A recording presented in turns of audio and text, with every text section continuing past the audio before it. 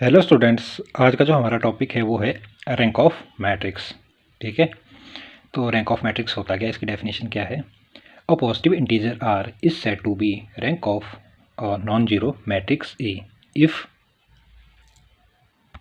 Number one there exist का symbol हमारा इस टाइप में होता है। Okay, at least one minor in A of order R which is not zero.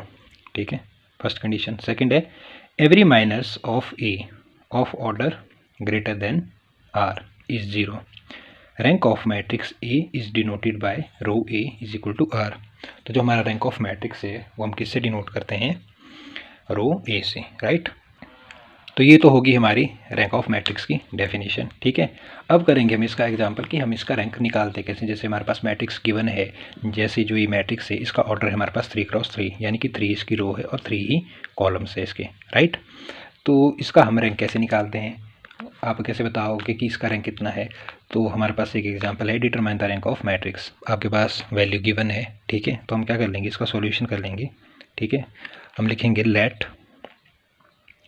Late A is equal to, हमने इसको कंसिडर किया ए, जो हमारे पास वैल्यू थी, ए की वैल्यू है 4 2 3 8 5 2 12 -4 और 5। यहाँ तक क्लियर है, राइट। अब क्या करेंगे, हम इसका निकालेंगे हम डिटर्मिनेंट। तो आपको डिटर्मिनेंट फाइंड करना आता है, अगर नहीं आता है तो भी मैं आपको बताता हूँ। डिटर्मिनेंट ए की जगह हमने ठीक है इस तरीके से लिख दिया। अब हमने डिटर्मिनेंट के अंदर किसकी वैल्यू लिखनी है, ए की वैल्यू। क्या थी वैल्यू, 4 2 3 8 5 2 12 -4 और 5। ठीक है, यहाँ तक आपको क्लियर है। अब क्या करना है, हमने इसका डिटर्मिनेंट कैसे निकालना है। 4 की जगह फर्स्ट एलिमेंट है हमारा A11 4, इसके अकॉर्डिंग रो कट कर दो और कॉलम कट कर दो, कर दिए। ठीक है, अपने माइंड में मान लिया कि ये रो कट है और ये कॉलम कट कर दिया हमने। ठीक है, अब एलिमेंट कौन कौन से बच्चे, 5 2 -4 और 5।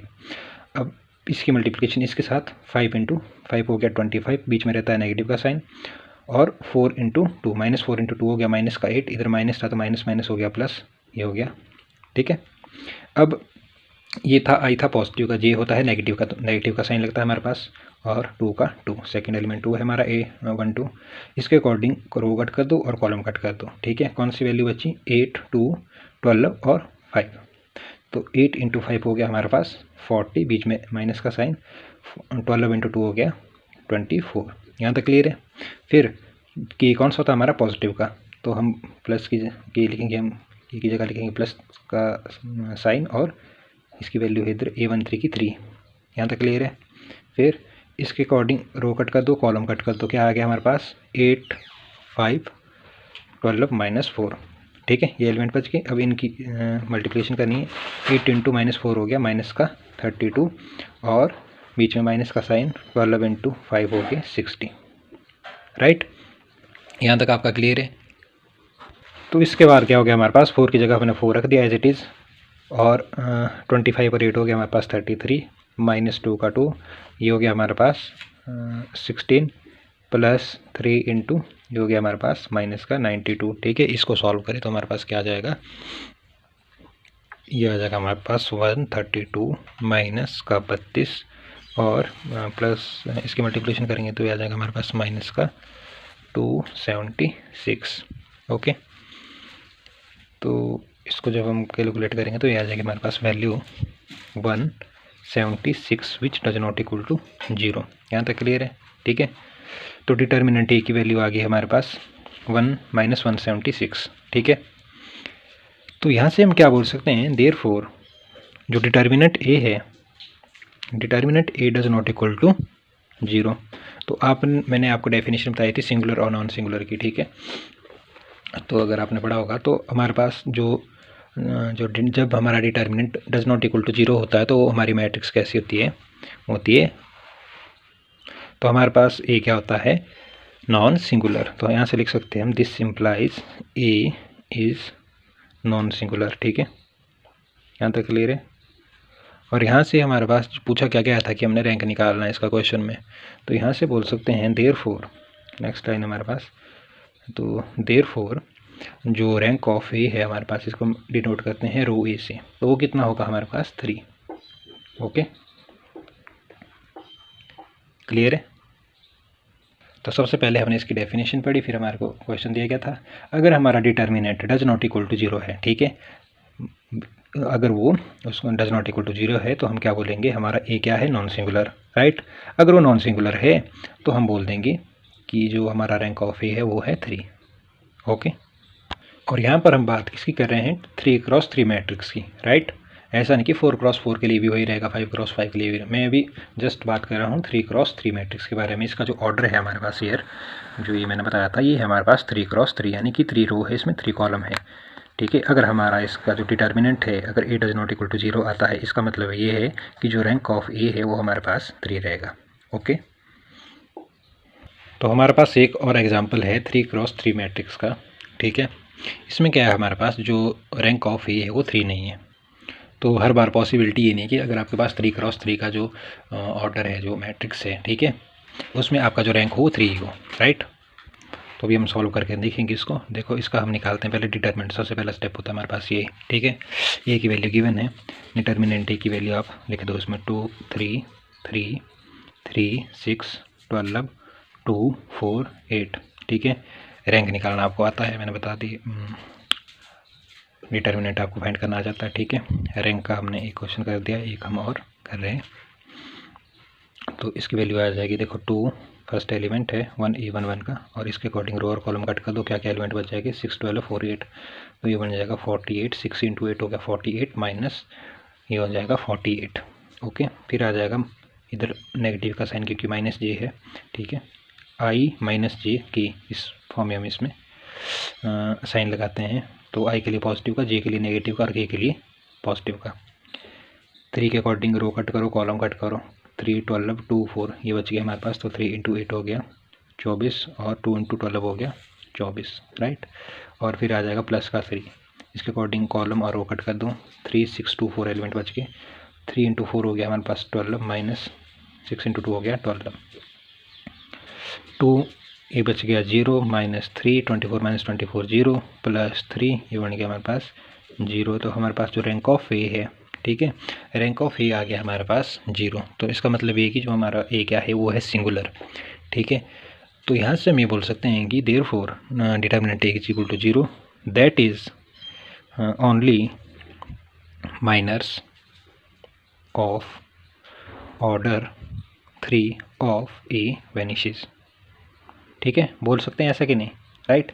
क्योंकि अगर हमारे पास ए डज नॉट इक्वल टू 0 होता तो यहाँ से हम क्या बोलते हैं कि जो हमारा रैंक ऑफ ए है वो हमारा 3 है।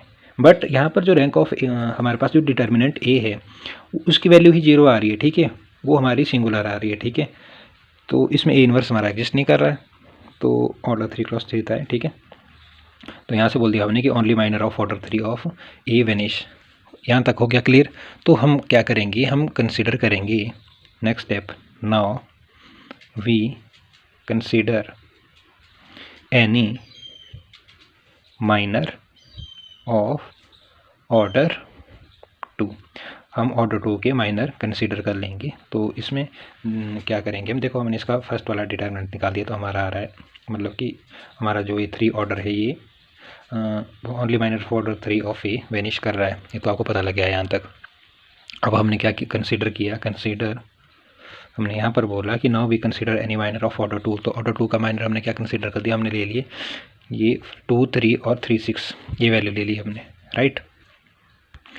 हम तो ये ले रहे हैं, ठीक है, 2 3 3 6। आप इसके अकॉर्डिंग कुछ भी ले सकते हो, पता क्यों, हमारे को इतना पता तो लग गया है कि जो हमारी फर्स्ट रो है इसके अकॉर्डिंग हमने A11 A22 A33 के हमने अभी डिटरमिनेंट फाइंड कर दिया, ठीक है। इसकी वैल्यू हमारे पास 0 आएगी। अब क्या करेंगे हम, A21 के अकॉर्डिंग करेंगे A22 A23। तो यहाँ पर जब हम इसकी वैल्यू कैलकुलेट करेंगे तो वो डज नॉट इक्वल टू 0 नहीं होगी, ठीक है। और इसके अकॉर्डिंग भी हम हमारी जो डज नॉट इक्वल टू 0 है, मतलब कि कहने का मतलब इसने आपको बता दिया कि only minor of order 3 of A vanishes. इसका तो आपको लग गया पता कि इसका 0 आ रहा है। अब आपने क्या करना है, हमने कंसिडर किया A33 के अकॉर्डिंग, ठीक है। A33 की वैल्यू हमारे पास 8, इसकी रो कट करो, कॉलम कट करो। 2 3 3 6 इसलिए हमने ये लिए, यानी आप कोई भी ले सकते हो 2 3, जिसका हमारा जो